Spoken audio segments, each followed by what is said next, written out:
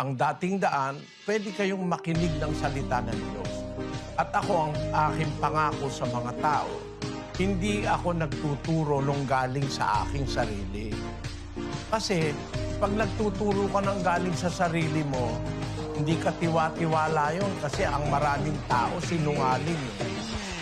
Pero pag ang binabasa mo, yun ang matatandaan mo, yayaman ang kaisipan mo, ang puso mo sa pananampalataya sa Diyos. Kasi yung mababasa mo mismo, salita ng Diyos yun, hindi salita ng tao.